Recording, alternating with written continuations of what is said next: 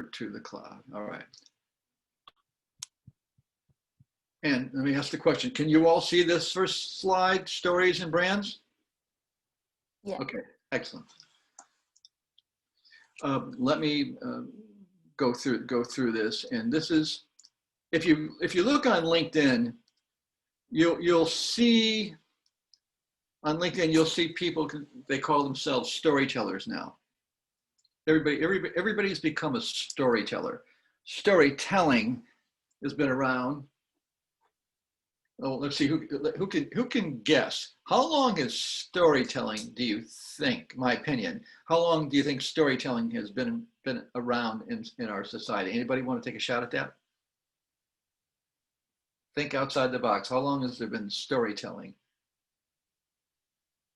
Anyone? For like the entirety of human existence? Well, storytelling goes back to the caveman, right? The cavemen, I guess cave women, I'm sure they did it too. They would write images on walls of caves to communicate some form of aspect of their lives or some aspect of humanity at that time. So storytelling goes back thousands and thousands of years. Why is storytelling so effective? Storytelling is effective because to tell someone about your product is okay, but it's not interesting.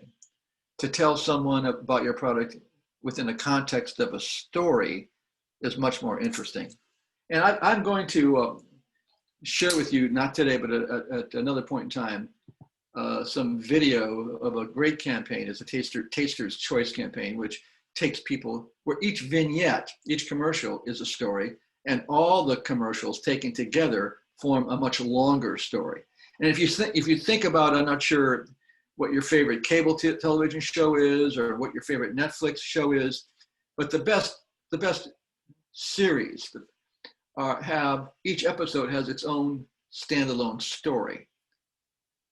There's an arc of the story, but all the episodes strung together tell a longer, bigger, broader story, right? So, and people are entertained by stories. People engage with other people regarding storytelling and telling about what they think, what they believe, and so on and so forth. It is very important with regard to selling a product or service if you can be imaginative enough to think about what the story is going to be. And by the way, for certain kinds of products, fashion products, apparel, dating apps, storytelling could be really powerful if you can understand what kind of a story people are interested in hearing about. And there are many examples. So what I often do every year, or every other year, I work with someone who's a senior on their honors thesis.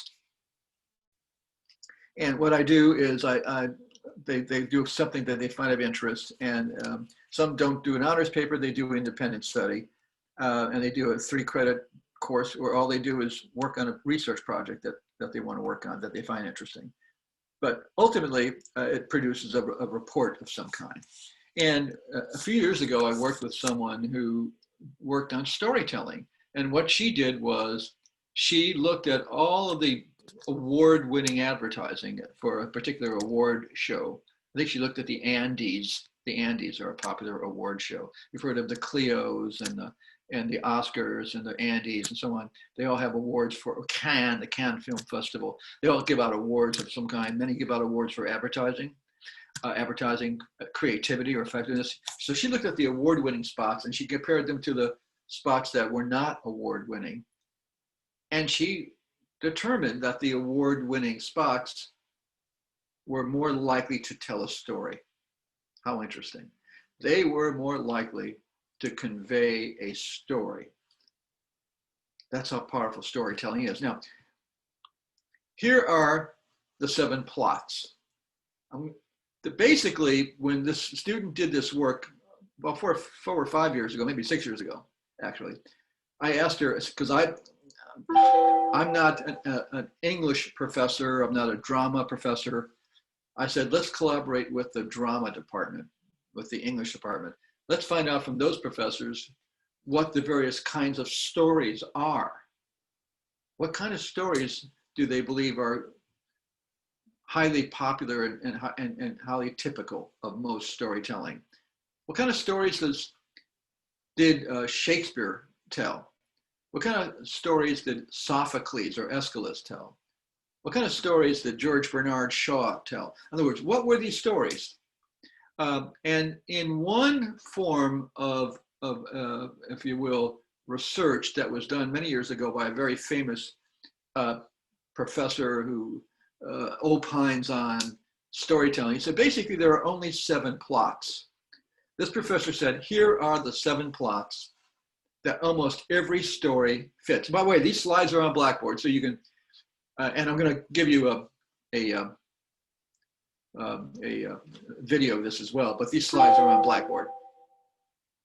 And he said, this famous professor said, here are the basic 7 plots that almost every story can go into. It's either man against nature, man against another man or woman, man or woman against the environment, man or woman against technology, against the supernatural, with all the science fiction things that go on, against themselves, people competing with themselves, or up against God or some powerful force other than themselves. So this is called the 7 plots. And the 7 plots are really, so what does it mean? Well, you may want to think about, when you develop your approach to your campaigns, you may want to think about, where does your campaign fall? Can you tell a story either consistently over all of the stories you tell, or maybe tell a different story for each, make each story fit one of these forms, one of these plots? It gets you thinking in a different way, because marketing people, the best marketing people, and certainly the best advertising and communications people, are good storytellers. And this helps when you start developing an organizing idea for your campaigns. You should be thinking about those ideas as something along the lines of storytelling or telling a story. Now, this particular author looked at it this way. He's not the only person to look at the subject of storytelling. It's a big topic in marketing, but it's a bigger topic in English and drama and the theater and literature. So there's another template or typology, and it's called the 20 plots. So what you just saw a moment ago, the 7 plots, this is the 20 plots. Some people refer to this as the 20 themes, and that these are the 20 plot, the 20 themes that every play, every movie, every book, every short story, and every commercial can fall into. These 20 themes. And you'd be hard pressed to find something that didn't fall into this in some fashion, or at least loosely. Someone said to me today, well, Professor, what about, where does dishwashing detergent fall? How does this relate to dishwashing detergent, right? And I said, you know, that's easy. There's a couple of different stories really relevant to dishwashing, hand washing, and that transformation, going from dirty to clean. That's a story. You know, where the person shows the plate, how clean the plate is. Oh, it's really, they went from a not a very clean plate to a clean plate. Or the idea of pursuit of some higher level of accomplishment. The great, like clothing, you know, when the mom or dad are doing the laundry and the shirts become whiter than white, they're super clean, there's no stains, and so on and so forth. That could be the quest for the cleanest shirt, or the pursuit of excellence and cleanliness. But it starts with an idea of a story. Now, a few last parting words on storytelling, and then I'll stop sharing this. I'll move to the assignment that we've been discussing in a moment. But let me end this part of the lecture today, this module, with storytelling and branding. So consumers kind of co-create the meaning of brands. When they're looking at a brand, they're putting that brand into a typology, into a bucket, into a category, right? The brand, as it says here, in one's mind is not the same as that in the mind of another person. Different people will look at the same brand differently and have a different perception. What you're looking to do, however, is try to figure out for your brand or your product, what's the perception that you want?